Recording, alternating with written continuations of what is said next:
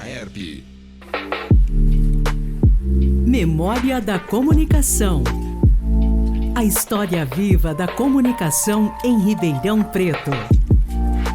Boa noite, ouvinte. Eu sou Gil Santiago, coordenador do curso de jornalismo da UNAERP, e este é o Memória da Comunicação.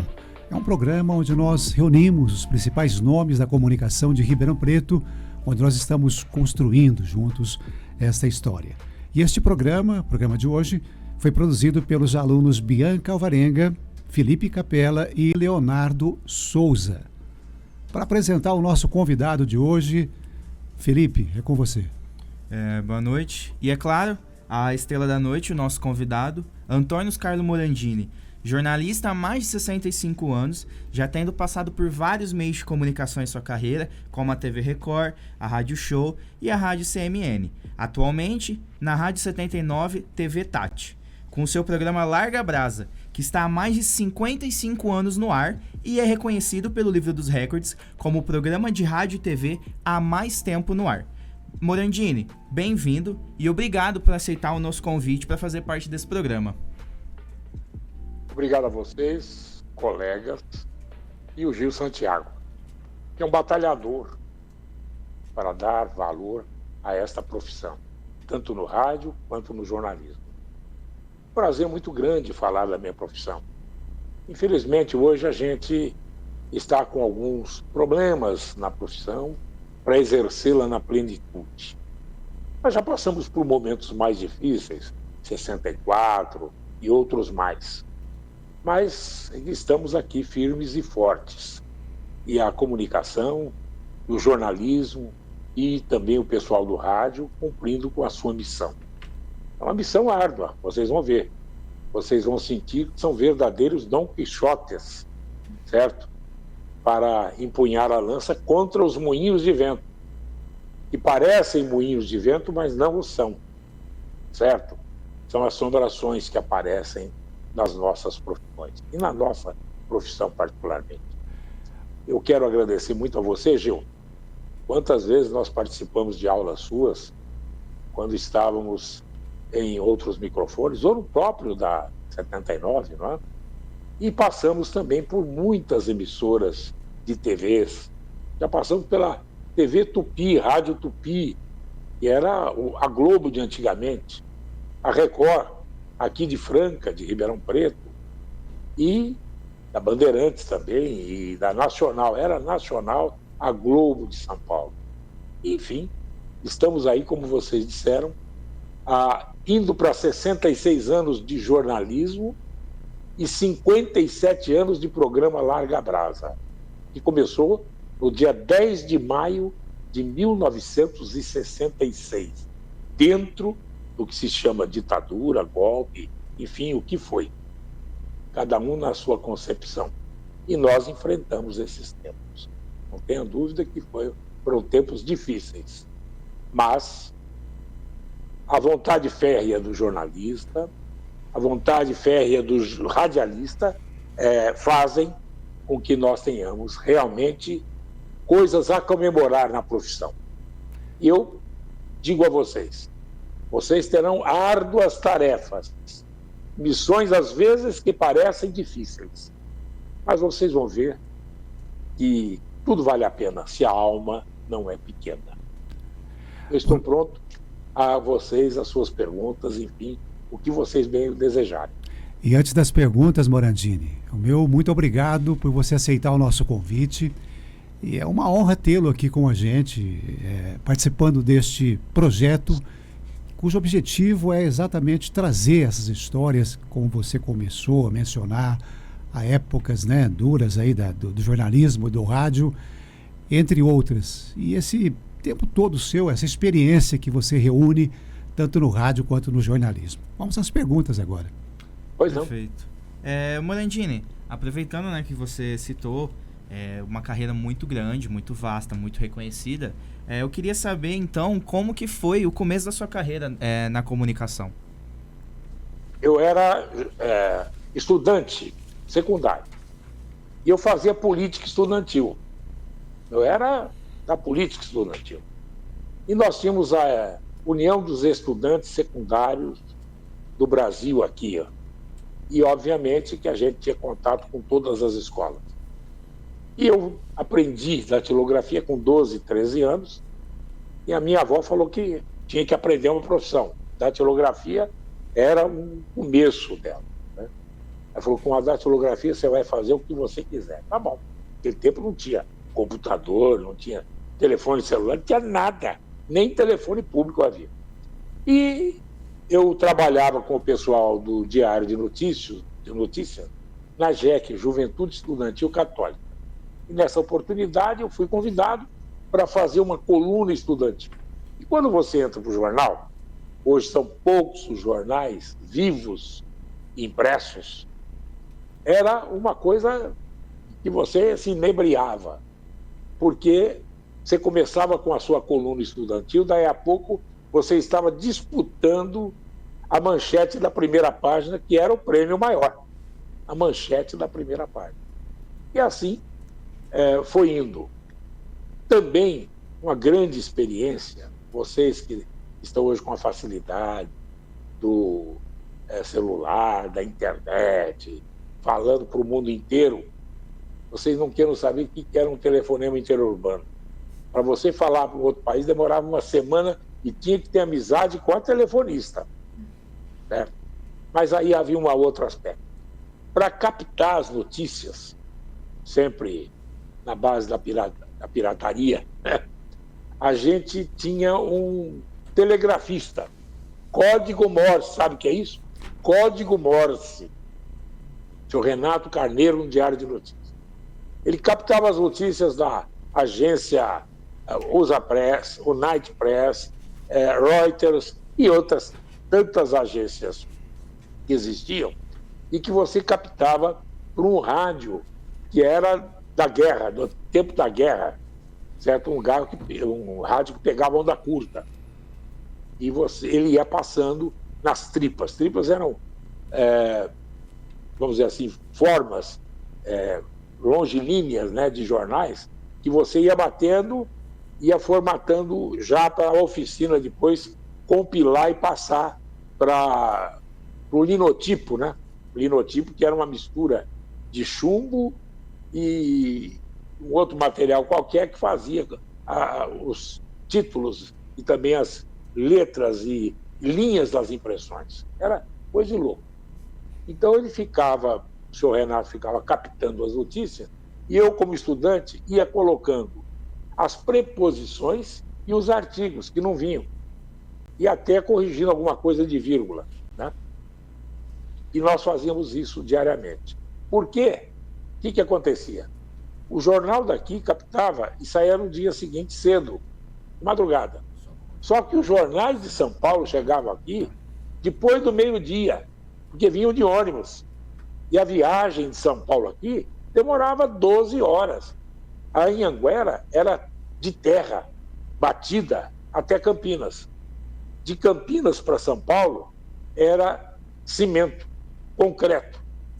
E se você quisesse, você tinha a Mujana, que você tinha que parar em Campinas para fazer a troca da bitola, que é a linha diferente, mais larga, ou ir para Barrinha e pegar a Paulista, que era um ônibus maior, e já tinha a linha maior para chegar a São Paulo. Então era muito difícil. E aí o que aconteceu? O Diário de Notícias resolveu fazer um convênio com a Rádio Brasiliense. E o que nós fazíamos? Nós pegávamos e fazíamos um noticioso às 11h20 da noite, Diário de Notícias no ar. E eu comecei a fazer. Aí você vai para ser o jornalista do jornal, você passa a ser o jornalista do rádio e você entra nessa profissão, que naquele tempo não tinha faculdade. Não tinha. Você entrava no sindicato dos comerciários. E depois de um certo tempo que você exercesse a profissão, é que você pedia o ingresso no sindicato dos jornalistas. Eu comecei muito antes, em 60 e pouco, mas eu tive, inclusive, o meu registro com a aprovação da DRT, Departamento Regional do Trabalho, e do sindicato, em 1970. certo? 6.012, se não me engano, é meu registro no DRT. Em 1970. E eu já trabalhando já muito no jornal. Passei aí a ser do Sindicato do Jornalismo. Então vocês veem que era tudo diferente. Para você fazer uma reportagem num bairro, verificar um problema, você tinha que pegar um rever, um gravador de mais de 50 quilos. E tinha que ir de ônibus, não tinha carro para te levar nem nada, você tinha que pegar o ônibus. E mais, você tinha que antes verificar na região aonde que tinha um telefone público, que não era fácil, telefone público, ou então até um telefone particular, que lhe pudesse ser emprestado para você jampear o gravador e transmitir para a rádio aquilo que você tinha gravado. Era dificultoso demais. Inclusive melhorou um pouco quando vieram os gravadores Geloso e depois o Philips. O Philips, então, era o must que havia de melhor. O Philips era um gravador com uma qualidade de som muito boa, e você podia se deslocar para qualquer lugar. E assim a gente foi indo. Entramos na televisão, fomos correspondentes da Tupi, aqui, fizemos muitas reportagens com o Saulo Gomes, fizemos muitas reportagens depois na Record, fomos aqui na Record de Franca, e na 79, depois um pouco na Rádio Show e depois na CNN, e hoje continuo na 79 e na TV Tati. E a gente continua labutando, mesmo com quase 80 anos de vida. Nós estamos aí. E gostamos da profissão, podíamos ter parado, não paramos, e para nós é vida. O jornalismo é vida, mas tem que ser bem vivido. Eu falei para vocês, de 64, que nós éramos monitorados. Qualquer coisa que você pisasse fora da risca, ou que eles entendiam que você estava fazendo algo errado, eles te chamavam lá perante o coronel que tinha aí na CSM e tal, e queria saber por que você falou aquilo. Certa feita, eu fiz uma reportagem que eu descobri, aliás, olha aí, eu descobri por fontes transversas. Eu vi no jornal, no necrológio do jornal, um número grande de crianças mortas. Eu falei, não é possível. De uma vez só, 15 crianças mortas? Aí eu fui na funerária.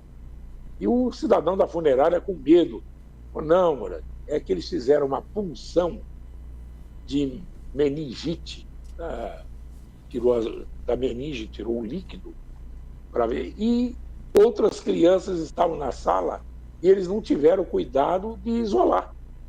E aí passou a meningite para todas as 14 outras crianças que morreram. E eu dei a notícia. Bom, imagine que foi uma revolta na cidade. Foi uma revolta. E aí o coronel da CSM me chamou lá. Primeiro ele mandou um recado. Tinha colegas nossos que foram lá numa entrevista e falaram assim, vou prender o Morandini. Aí vieram falar comigo apavorado. Cadeia não foi feita para cachorro, vamos lá. Qual o problema? Aí nos chamou. Quando cheguei lá, esse coronel que estava lá, Chamilou, se não me engano, disse assim, olha, quando entrar o rapaz para trazer o café, você para de conversar. Para de conversar. Tá bom. Chegou o rapaz, eu parei, ele voltou a me pedir informações sobre o porquê que eu havia falado disso. Falei, porque aconteceu, e eu descobri, peguei pelo necrológio e divulguei.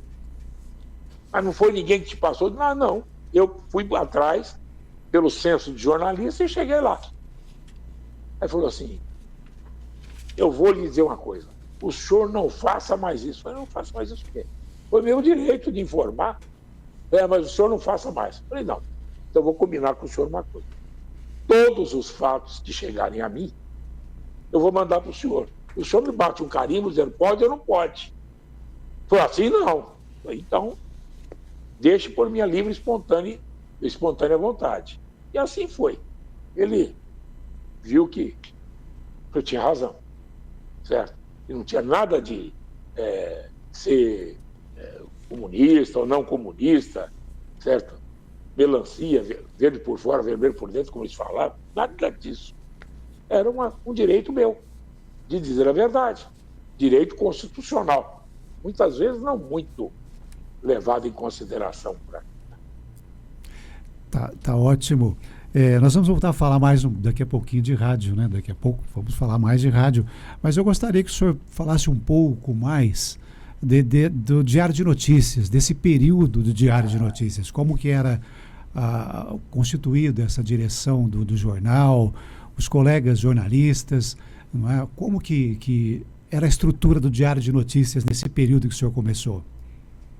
Olha, a estrutura era comandada por padre Celso Ibson de Silos e cônego Angélico Sândalo Bernardi.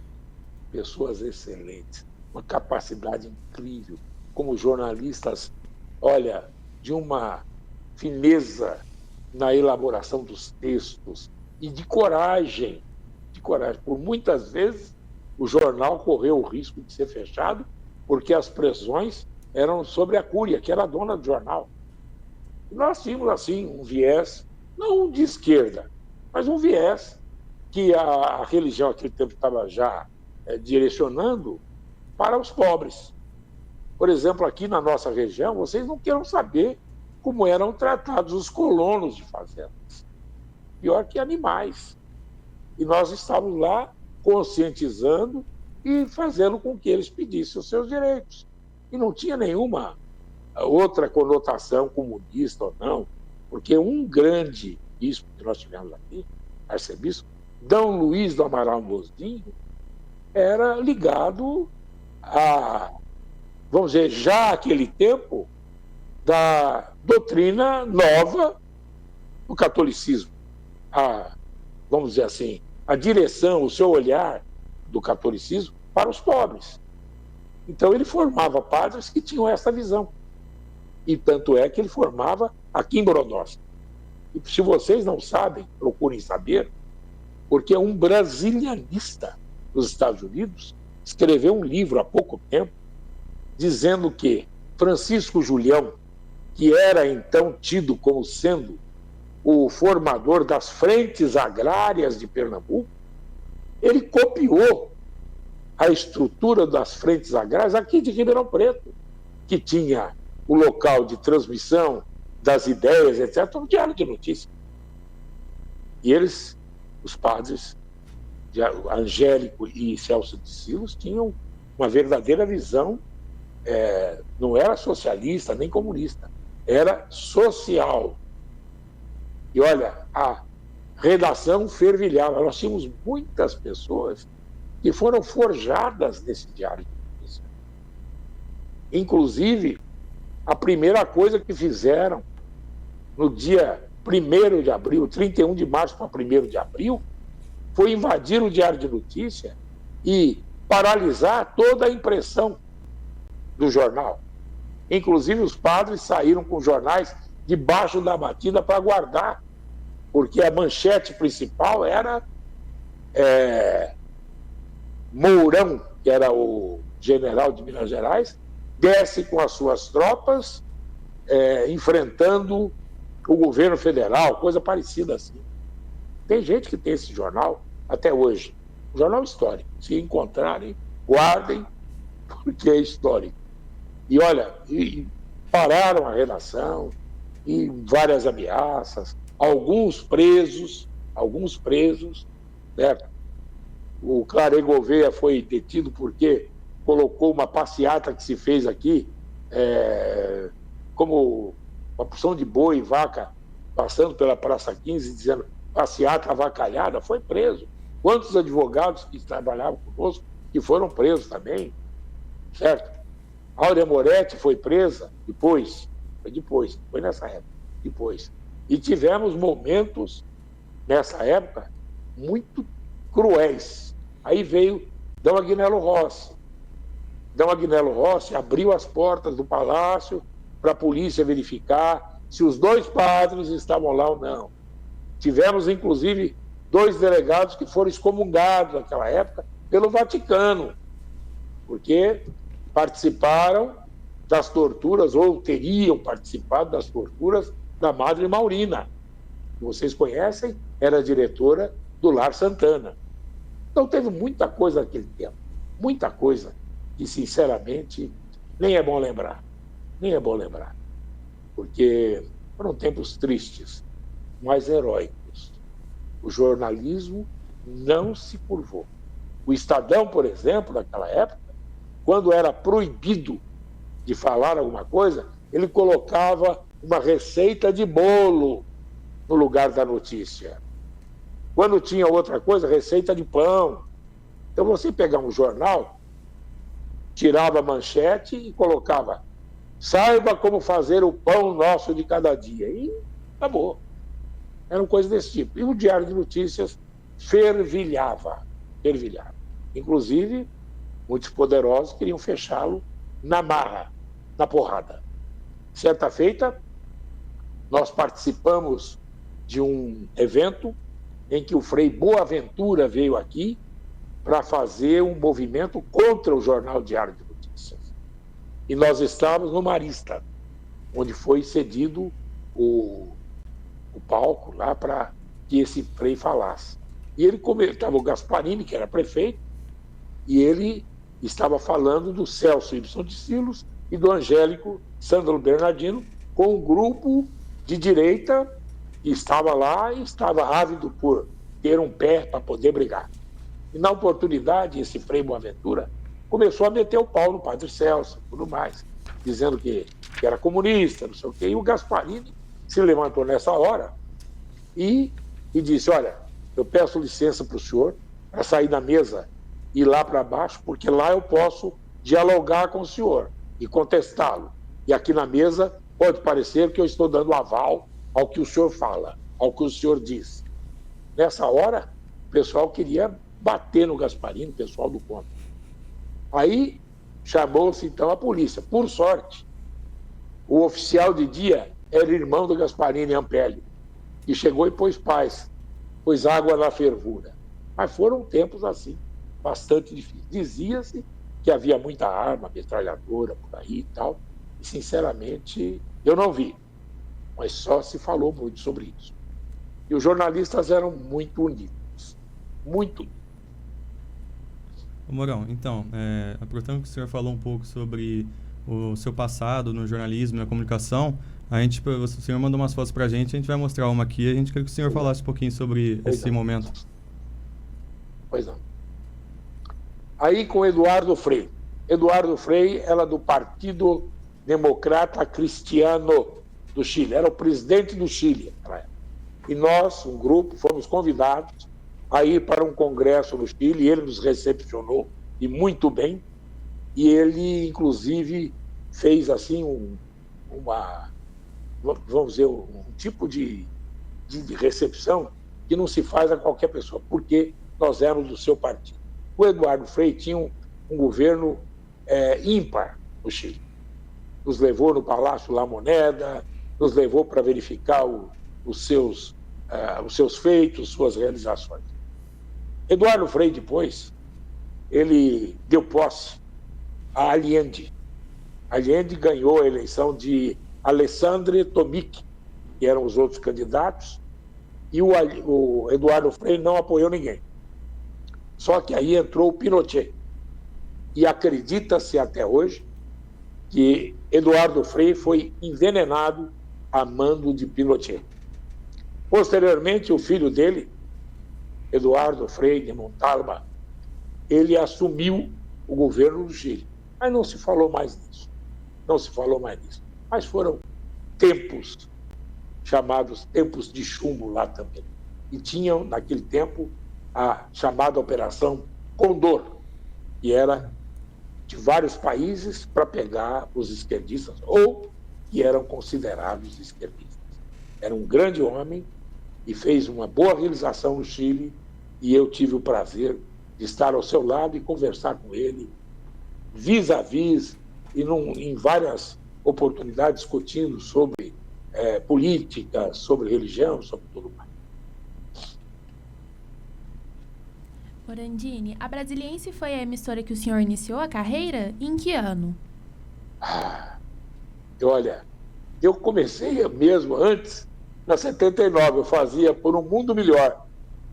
Por um Mundo Melhor era um programa da Cúria de Ribeirão Preto, da igreja, e eu fazia às 5h20 da tarde. Comecei lá, em 79. Depois, eu fui para Brasiliense. Depois, eu fui para PRA7. Depois, eu fui para Cultura. E, em seguida, para 79. Só saí da 79 por um período quando fundou a Rádio Show, que me deram a oportunidade de ganhar muito mais e tudo mais. E depois eles arrendaram a Rádio Show para os evangélicos e eu fui para a Rádio CMN. E aí eu voltei depois para 79. E fiquei vários tempos lá na CMN, depois para 79, TV Tati, né? E nesse meio período eu fui para a TV Record de Franca. Fomos contratados, o Faustão e eu, ele para ir para São Paulo e eu para Franca. E depois eu assumi aqui o Jornal do Meio-Dia. Eu era o âncora do Jornal do Meio-Dia da Record aqui para todo o interior paulista. Então foi isso. E tem muito. Jornalismo, eu comecei no jornal A Cidade. Diário de Notícia primeiro, depois Jornal A Cidade.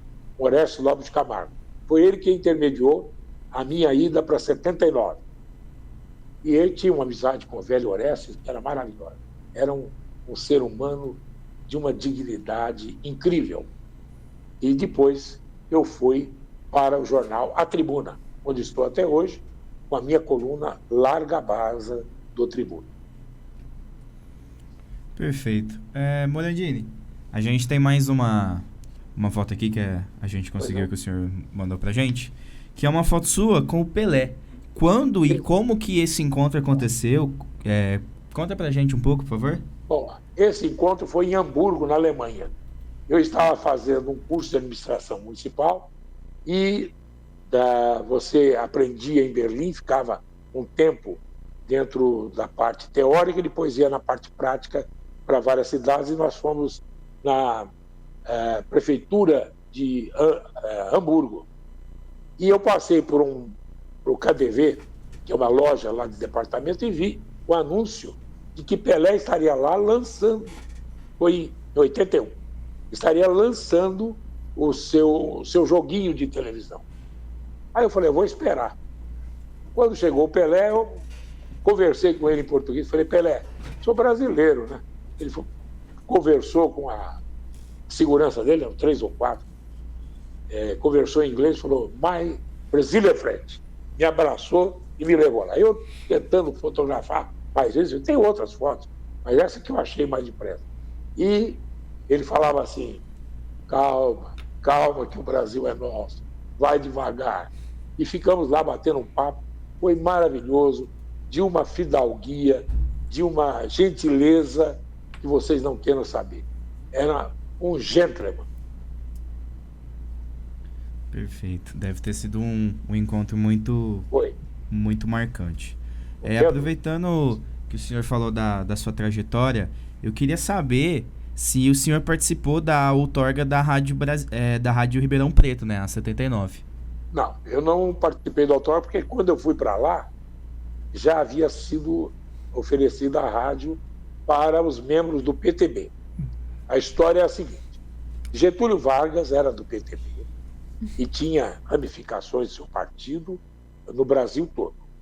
Em Ribeirão Preto havia um grupo que Romeu José Fiore e tantos outros que tinham ligação com Getúlio. Só que a PRA7 tinha um programa chamado Centro de Debates Culturais, onde as autoridades daquele tempo debatiam as questões do município, ensejando, inclusive, mudanças em termos de direcionamento de progresso e tal, e tudo se discutia ali. Então, por exemplo, o pessoal do PTB não participava disso, e eles queriam uma rádio. Então, eles foram ao Rio de Janeiro, conversaram com o Getúlio e pediram uma rádio para o Getúlio para poder fazer frente aos que eram da oposição. E o Getúlio chamou o seu chefe da segurança, Gregório Fortunato, e disse, resolva isso. E ele resolveu. A 79 recebeu a onda média, certo? A onda média, que ficava no dial, no 79, no 79, daí o nome 79, porque o nome é Rádio Ribeirão Preto, era SA, depois passou a limitada, e depois também recebeu 92, era a onda tropical, 3.205 kHz, canal livre internacional, não tinha ninguém no dial que obstasse a transmissão da 79. 79 entrava na grande maioria dos países, na Rússia, Suécia, onde se pensava ela entrava, porque era canal livre, internacional. Nós tínhamos o DX Clube, o DX Clube, que era, vamos dizer, a afirmação dos contatos que você fazia pelo éter, pela rádio. Certa feita, recebemos aqui uma gravação do Jornal da Noite, Atualidades em Desfile, que era levado ao ar pelo Ney Mata e o J. Bisquiza, um artigo, Boa Noite, Excelência, sobre o Dr. Palma, e que foi lido e foi gravado na Rússia, e mandaram para nós aqui. Nós tivemos outras coisas, por exemplo, um radiotelegrafista e radiocomunicador de um navio da Marinha Mercante do Japão, que veio aqui pegar cópia das aberturas dos programas. Ele queria o Tiririca, Balanga Beijo, Larga Brasa, que é o meu, e tantos outros. Ele levou todos. E nós tínhamos contatos com o mundo todo através desse DX Clube, o clube de DX, de comunicação. E isso foi durante muito tempo. Hoje estão mais focados na FM e o AM já está indo embora. E, claro, que a onda curta, tropical, também estão indo embora. Mas eram grandes ligações, a tal ponto que na Amazônia nós tínhamos contatos diretos com o pessoal da zona ribeirinha, que mandavam cartas.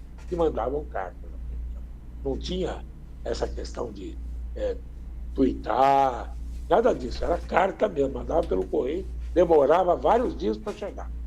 E mesmo dos países que mantinham esse contato. Então é isso. Aí foi a 79. Posteriormente, o pessoal do PTB não conseguiu tocar a rádio, foi vendida para a associação comercial, e nós, que éramos funcionários, não éramos optantes. Então eles viram uma vez que o Silvio Santos tentou comprar a 79 e ficava mais barato vender para nós, que tínhamos os direitos do trabalho, etc., do que vender para o Silvio Santos. E assim foi feito. Nós, 11 pessoas, ficamos lá, compradores da rádio, fomos por um tempo donos da 79. E havia ainda a 92. O senhor falou, né, dessa concorrência que tinha para PRA7, e eu queria saber, né, como que era esse embate pela audiência entre essas duas rádios. Era uma loucura. PRA7 foi a primeira emissora que trouxe um carro com transmissão direta, certo? Transmissão de dentro do Citroën.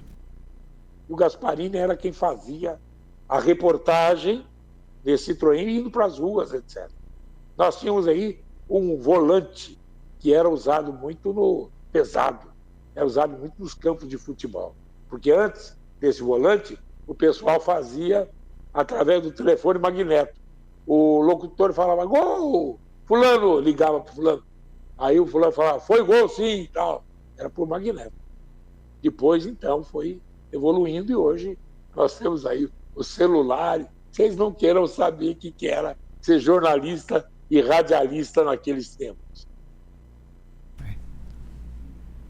Morandini, mais uma foto, a gente vê o senhor entrevistando o então prefeito de São Paulo, Faria Lima. Sua editora favorita é a área política? Não, eu fui político. Esse Faria Lima é aqui. Eu fui político durante uma boa parte da minha vida. Hoje eu não voltaria mais. Não por nada. Foram bons tempos aqueles, mas hoje mudou muito. Certo? Eu fui 4 vezes vereador, fui vice-prefeito de Gasparini, assumi a prefeitura por um pouco tempo e fiz alguma coisa que eu achei que devia fazer. E esta oportunidade, Faria Lima era considerado um dos grandes políticos do Brasil.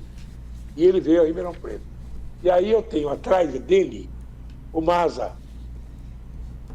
sobrinho, que era radialista. Atrás do Gasparini está o então vereador Fuad Rana, que era também uma cabeça maravilhosa. Morreu com mais de 100 anos. Certo? E o Gasparini, Faria Lima e nós. Estamos aí. Mourão, o Larga Brasa, seu atual programa, já está há mais de 50 anos no ar. Conta pra gente como começou. 57. Começou no dia 10 de maio de 1966. Aí como começou? Conta um pouquinho pra gente como o senhor... Eu fui para 79, comecei lá numa festa que a 79 fazia, que era no Dia das Mães, premiando as mães, etc. E aquele ano quem foi homenageado foi a Amanda Gasparini, dona Deolinda.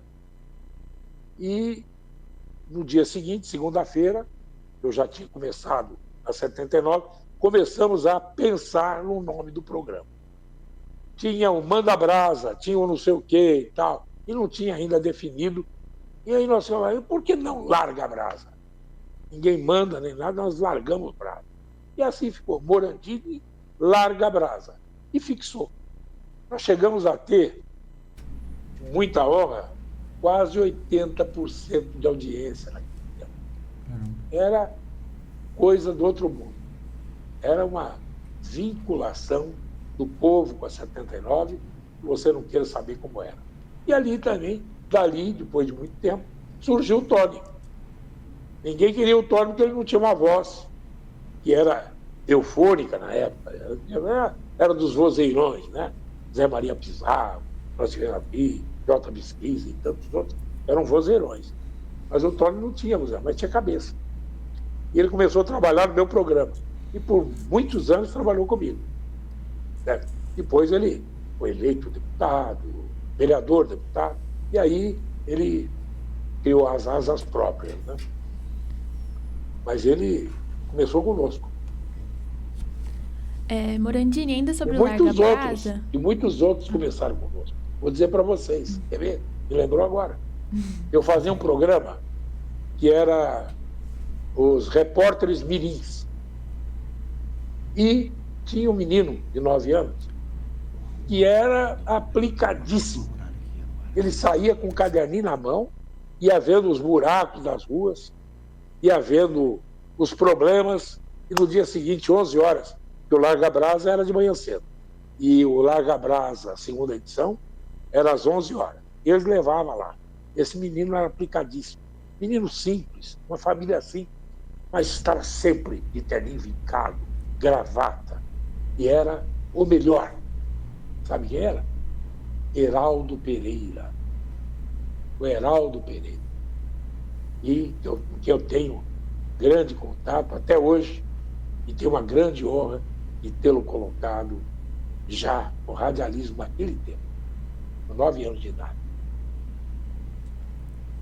Morandini, como o senhor fez para mantê-lo relevante por tanto tempo? Olha, com fé. Com fé. É muita fé. Porque não é fácil. Você tem que... você não tem produção. Eu mesmo era produção. Eu produzia, comentava e enfrentava todas as adversidades, porque vai pensar que é só beleza, não. Teve muita porretada, muita tentativa, não houve, nem por questão de opinião, nunca houve nenhuma contestação judicial. Só houve uma interpelação uma vez que eu cheguei e matei no ninho, como se diz na Antiga, certo? Mas não houve nenhuma condenação por crime de opinião, certo? Então sempre a gente enfrentava, porque havia na lei de imprensa a questão de que se você provasse aquilo que você estava falando, se alguém tentasse punir você por aquilo que você está dizendo, repercutia, assim que você provasse isso, sobre a pessoa que tentou te processar, as penas da lei. Hoje mudou tudo. Hoje temos a Constituição de 88, e entra a história de perdas e danos morais. Isso aí precisa ter um cuidado muito grande do que fala e de quem fala.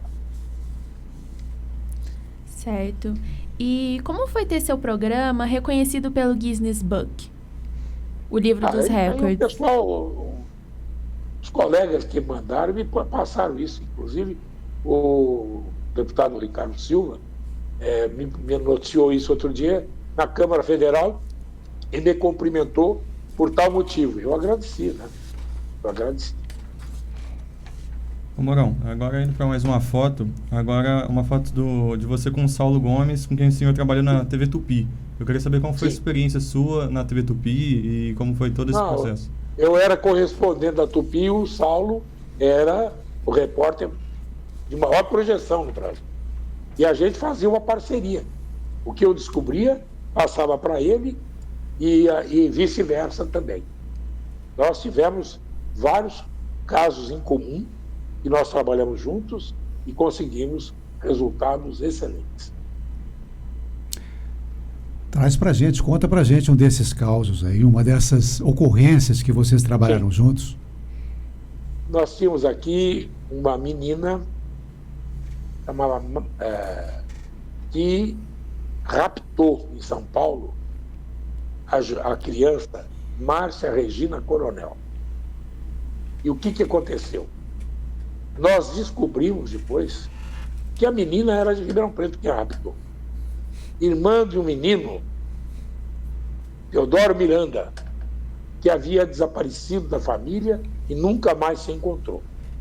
O pai era Jonas Miranda, ela, eu não vou dizer o nome dela, está viva ainda e já pagou pelo que tinha que pagar. Mas ela raptou a menina. E aí começamos a divulgar aqui, lá e tal. E o Saulo recebeu a informação de que ela estaria em Santa Cruz das Palmeiras, num hotel. E nós fomos para lá. Pegamos a menina, levamos para o bairro de Santana, onde os pais moravam, e fizemos uma entrega solene. Inclusive, quem foi comigo foi o José Júlio da Costa e Silva. Foi meu técnico, era o meu preferido na época. E nós fomos lá entregar a menina e foi uma festa. Uma festa. Certo? Algo que toda a cidade comemorou. E temos muitos casos desse tipo também, aqui na região, e que, sinceramente, nos muito envaidece e nos dá o ânimo de prosseguir na luta. Mourão, com tanta história assim no jornalismo aqui em Ribeirão, em outras cidades, como o senhor se sente fazendo parte dessa construção midiática aqui no país? Olha, está mudando muito, infelizmente. Vejo para vocês um futuro difícil, muito difícil, porque hoje há muita dificuldade para você exercer a sua profissão na plenitude. Na plenitude.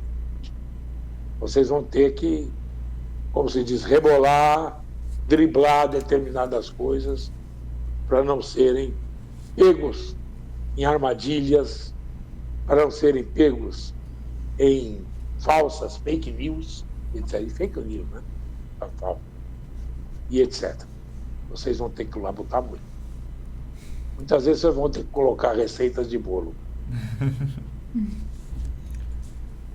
Aproveitando, né, toda essa história que o senhor tem dentro da comunicação, todos mais de 60 anos de carreira, né? Eu queria saber, o senhor viu a nossa profissão mudar muitas vezes, né? O rádio, a TV, o jornal impresso, a internet. Então eu queria saber como que foi para o senhor acompanhar essa transformação da profissão, né? Não só dos meios de comunicação, mas da profissão em si também. Antigamente, o jornalismo era romântico. Você pensava em ajudar a mudar o mundo. Você julgava que você tinha capacidade disso. Hoje você não tem mais essa capacidade. Porque você é fruto de um contexto em que dificilmente você vai encontrar alguém que lhe dê amparo e guarida para falar o que você pensa, livre, leve e solto. Ô Mourão, e atualmente o senhor trabalha na TV e no rádio, mas qual é o seu veículo preferido? Você prefere o rádio, a TV, o impresso? Eu gosto muito do rádio. Embora a TV que eu faça é como se fosse um rádio transmitido. Certo? O duro da TV é que você precisa de muita gente, muito detalhe. O rádio você já fala mais direto, fala com o coração, entendeu? Direto, você não tem hora para poder corrigir. Você fala o que vai na alma. Agora, TV também hoje, dessa forma que você faz, multiplataforma, etc., você fala direto. Só que tem uma coisa, as penas são mais drásticas. Sim. Além da sua carreira na comunicação, o senhor também já teve uma carreira política, né? Já falei, 4 Exato. vezes vereador, fui vice-prefeito e assumi a prefeitura. Perfeito. E eu queria saber, além disso, como que foi para o senhor entrar? Porque foi uma coisa que você tinha vontade ou o ambiente acabou te levando para esse caminho? Eu queria saber como foi essa experiência. Bom, acontece o seguinte, quando você está na rádio e atende a população, e você vai para o bairro, verifica aqueles que não têm voz, passam a ter voz, você passa a ser depositário da confiança desse povo mais simples. E aí todos querem que você esteja no lugar onde pode amplificar esse atendimento. E eu fui. Por 4 vezes vereador, a primeira vez foi a maior votação que se teve comparativamente ao número de eleitores da época. Tanto é que eu dei posse ao prefeito, ao vice e tudo mais. E depois eu fui candidato, não fui eleito, mas já estava propenso a deixar as lides políticas. Já deixei a lide política no ano 2000 e pouco. E quais foram as maiores dificuldades que o senhor enfrentou na carreira política? Tem muita dificuldade, né? A carreira política não tem, vamos dizer, dificilmente você tem gratidão. Dificilmente você tem gratidão. Certo? E antigamente era mais ético. Posteriormente começou, como vocês dizem por aí, começou a varzear. Sim. Aproveitando isso que o senhor falou, né, de ética, de ter importância, né, queria saber também qual que você acha que é as qualidades mais importantes que um líder político ele tem que ter para exercer a sua profissão, né? Tem que ter a serenidade.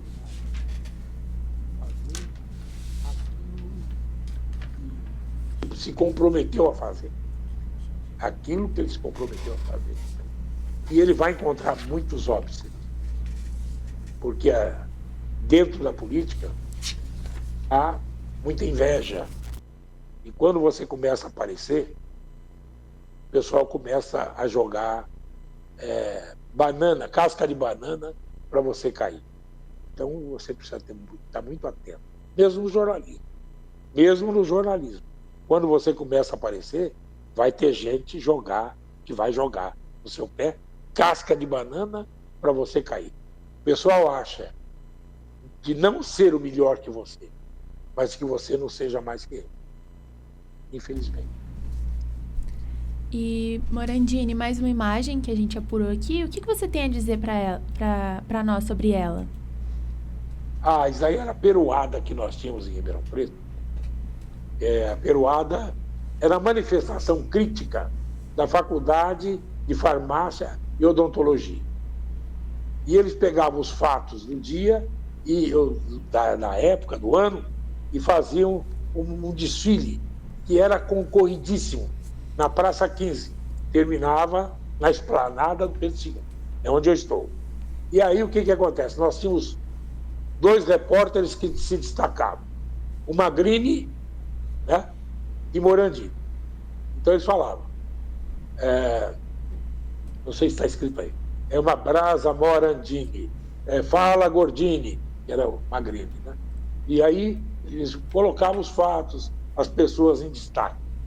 O prefeito, na época, gostava muito de fazer churrasco. Eles punham um caminhão com o pessoal bebendo chopp e fazendo churrasco. Então era desse tipo assim, bem leve, mas bem profundo.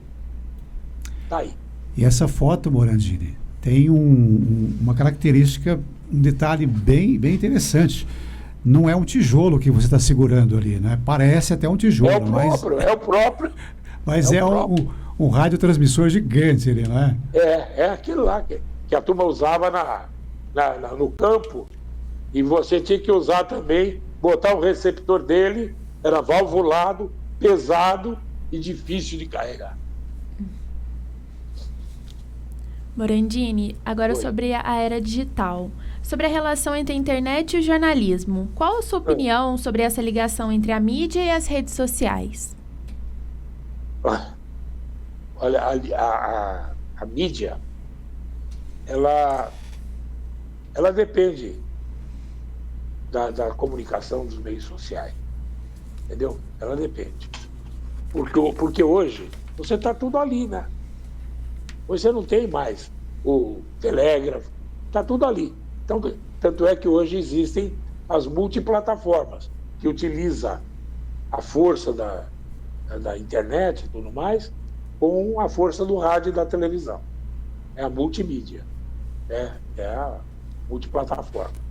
Então, isso tudo está dentro. Agora, para nós, jornalistas, vem facilitar. Só que tem uma coisa, o mercado de trabalho.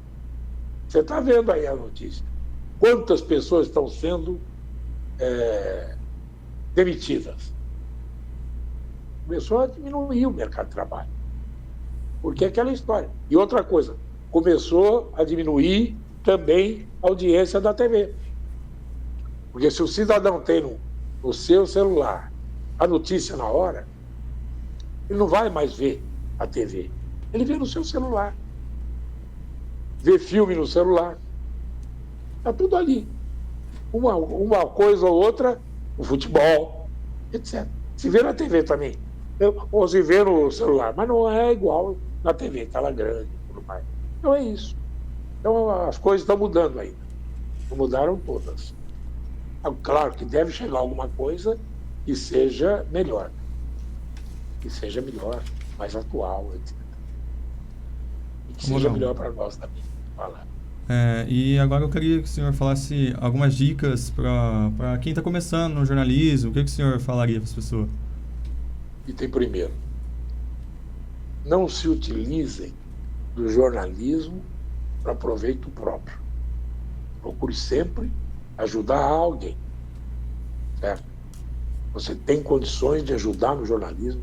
Há muitas entidades carentes, há muitas pessoas que necessitam que você seja a voz delas, que elas não têm voz.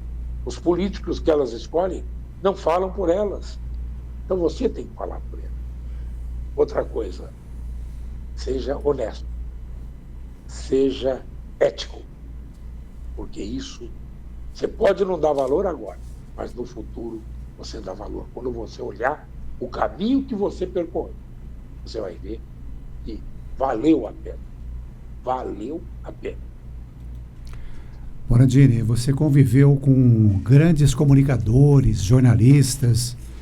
O senhor pode citar para a gente alguns nomes de profissionais com quem o senhor conviveu e considera uma referência em nosso meio? Muitos, né? Eu seria até, assim, injusto. Mas o Luiz Chiavone Júnior, nós tivemos o Tony, nós tivemos o Neymar, nós tivemos Vitor Hugo Leite Flores, o esporte, nós tivemos o César Brum, nós tivemos muitas pessoas, certo? Muitas pessoas. Então, isso tudo a gente vai... Deixa o visual ver aqui, porque acho que deu um probleminha aqui. Então, é essa situação que a gente está vendo hoje. E tem muitos nomes. Eu seria injusto, né? Jovino Campos, Fuad Cassis, Wilson Rovelli e tantos outros. Miguel Liporaz. Perfeito. Morandini, muito obrigado pela entrevista, muito obrigado por ter topado conversar com a gente. Foi um prazer conversar com o senhor e trazer os fatos relevantes da história da comunicação de Ribeirão Preto para os nossos ouvintes, né? Então, muito obrigado, viu, pelo carinho que o senhor teve conosco, pela participação. Então é isso. Em primeiro lugar, senhor não. Senhor é senhor de engenho. E nós temos muitos senhores de engenho aqui. Eu não sou. Perfeito. E eu sou colega, tá? Me trate como colega, que eu fico mais feliz. Ok. Tá certo? Agradeço. Muito obrigado. Eu agradeço a você, ao Gil. Desculpe aqueles que eu não lembrei, o Sebastião Xavier, tantos outros que eu tenho aqui na cabeça, na hora assim, eu pude falhar. Tá certo? Mas a gente compreende e parabeniza você pelos 57 anos de Larga Brasa e que continue largando brasa. A gente precisa muito da sua competência, da sua seriedade, do seu compromisso com a verdade e com a sociedade. Meus parabéns. Muito obrigado a você, Gil. Os nossos parabéns aí. E o nosso muito obrigado. No ensino, na projeção desses jovens. Então é isso. Chegamos ao fim de mais um Memórias da Comunicação, aqui na Rádio Unaerp. Produção e apresentação de Felipe Capella, Bianca Varenga e Leonardo Souza, auxílio técnico de Andrei Violante, coordenação de Geraldo Santiago. E é isso. Boa noite a todos e até uma próxima. E Obrigado. se você perdeu algum trecho da entrevista, ela vai estar na íntegra do YouTube, no Facebook da Rádio Unaerp. Boa noite. Boa noite. Boa noite. Você acompanhou mais uma transmissão da Rádio Unaerp. Audiovisual, Andrei Violante. Assistência, Neto Túbero e Leonardo Rabelo. Coordenação, Gil Santiago.